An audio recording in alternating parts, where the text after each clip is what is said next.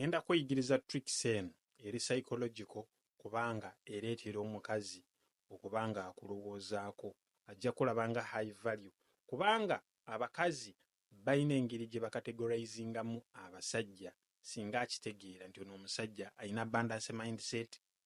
amanyi kyakola omukazi ono afiiringa safe. Omuntu yenna buli lwabeera n'omuntu ng'ali professional mu kintu ekimu amubalirako nnyo. Kati baba abakazi engeri gye bataagala nnyo kufuna buvunaanyizibwa amakinga sure nti ayagala afuna omuntu asobola omukolera bino ebintu byonna kubanga naturally baagala obeera under a man's frame. Ensonga esookera ddala wali gye tuyita framing effect. Yeeno omukazi waatuuka ng'olaba omukazi ayagala abasajja bakulu abavubuka tabaagala nga ye mind ye kubanga baba abakazi bali programmed nti omuntu ono omukulu asomuwa respect omanye emyaka gijja ne respect ebiseera ebisinga. Goyinza okulaba ng'omuwala ayagala omusajja w'emyaka 5 myaka 6 why security reasons kyovala nti okasawulira nti ali under someone's frame gy'akoma okusabumitinga ebiseera ebisinga era abakazi tebaagala nnyo bavubuka bato era olaba wabeerawo nnyo era baagala bavubuka abato be bano abaadi bayina ssente kwegamba alimu olumalaya ne classic women abakazi aba high quality baagala nnyo abasajja abakulu kubanga amanyi nti oyo alina experience okumusinga amanyi kyakola akimanyi nti ono omuntu asookundabirira oba kyekyo nti abakazi baagala nnyo abasajja abo abakuzeekuze kyovola nti gwe omusajja olina ofuba ennyo olabe ng'otereeza eyo frame. Waliwo kye tuyita emotional cognition eno eri phenomenal. So emotional cognition eno nti omukazi gwe nga bw'owulira naye bw'awulira. For example nti bw'oba owulira ng'otidde n'omukazi naye awulira ng'atiddemu kyovola nti bw'oba gwe ng'olina omukazi ng'owulira ng'otidde making sure nti nga tonamusisinkana sooka weepampinge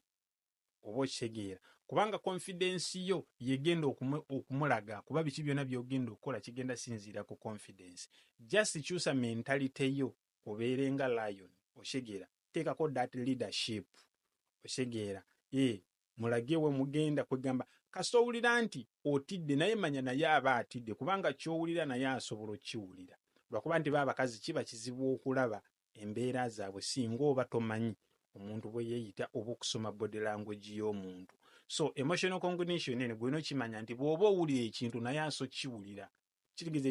ekikutuukako naye kisobola omutuukako naye gwe making sure nti at that moment eyeereme kulabika ne kasita erabika. Namba 3 waliwo kye tuyita self consistency bias. Abantu bwe basisinkana abantu baagala nnyo ebiseera ebisinga okukopa embeera z'abantu ono kwegamba agezeeko fiitinga mu bigere bye ategeere kiki kyabadde akola. Kati abasajja wano mukolera ensobi nti bw'osanga omuwala otandika okwogera ebintu ng'oyagala afiitinge mu nsi yo ate oluusi omuwala n'obyonoona bwonoonyi wabula eno self consistency bias olina okuleetera omukazi katugeze n'omugamba oli mukaba kyekiraga amaaso go ga kikaba oba okyegera ebintu bwe bityo naye omubiri gwo n'oli bwoti okyegera kati bw'atuuka eyo omulundi omulala bw'akusisinkana agenda kugiramu eyo kubanga oba omaze omulidinga oba omaze omuteekamu ekintu mu mutwe mind eringa eriddate ogimuplantingamu so omutunuulira okumala ebbanga ogamba no emimwa gyo bagamba nti abantu abalina emimwa bwe gito babeera bwe bati ne bwe bati okyegera ofilipinga mpola emboozi wakati just opposingamu n'omutunuulira bwoti lwaki ontunuulira lwaki okola bwoti mbulira olowooza ki kati otandise okumuleetera kati bw'okola statement yonna aba agenda jjaniriza kubanga obadde otaddewo moment ng'ogezaako mutunuulira ng'olinga agezaako omusoma naye nga gw'oba onoonya bunoonya kigambo amaaso go ga kikaba. Abakazi abalina amaaso bwe gati baŋŋambako ku bantu abalina emimwa eminene nti babeera n'ebyama okyegera kintu ekyo ebyo si bituufu ekibitiifu si bituufu kale tujja kuzuula oba si bituufu kasa naawe ogiyina omutadde mu mayindi tokyogedde naye aba akitegedde okyegera mpa ku ngalo zo zirabe yogera kola compliment yonna at that moment kyonna ekigambo omulundi omulala ajja kujja omulundi omulala bw'oba okomawo nze njagala oyambaliwo. Namba 4 kye tuyita pre-selection. Abakazi baagala nnyo abasajja abafumbo era enamba ennene abasajja abasinga benda. Kati bw'olina okitegeera nti ebiseera ebisinga bw'obeera n'omukazi tomugamba nti toyina mbw'olabike nga malayika. Ekyo kiraga nti already oli validated n'abakazi abalala already bakulazeeko ye kyagenda okulaga si kyekyamaanyi kati omukazi aba alaba nti gumanyi already ekyokola kuba already oli ku market o trending already oyina oba oshegeera kati yaba ayagala ajja atandikire mu buvunaanyizibwa obwo bw'olina naye omugatteko ku buvunaanyizibwa bwo because you can provide because already you are in action you are providing kubanga ono omusajja ali single tamuwagala kubanga tamanyi ye mind ye mugamba tamanyi what it takes to provide for a woman naye ono already ayina omukazi kitegeeza amanyi nti omukazi asiba enviiri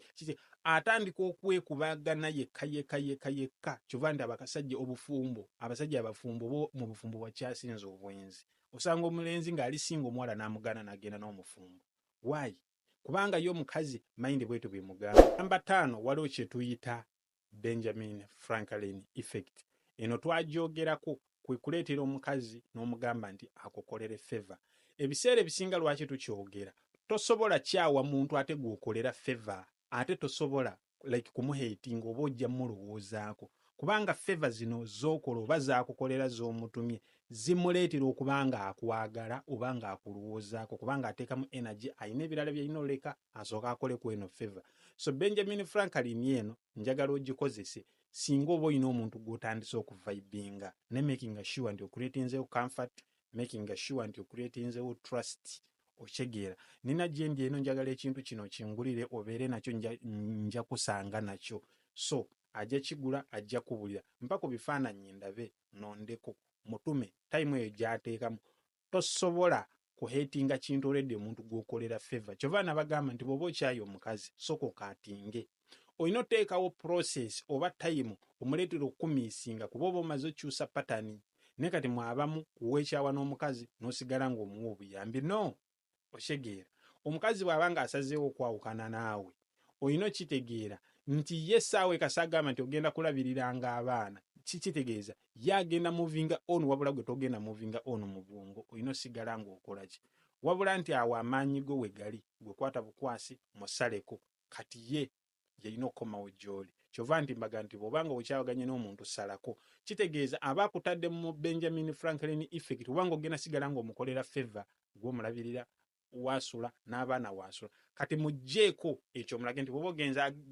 genda na byonna byekolere oshegeera so fellas nabagamba bw'oba oyagala okuyiga jangu oyingire group teweerewera banaffe abamu ku Mati Technologies Uganda bakutuusako vidiyo eno.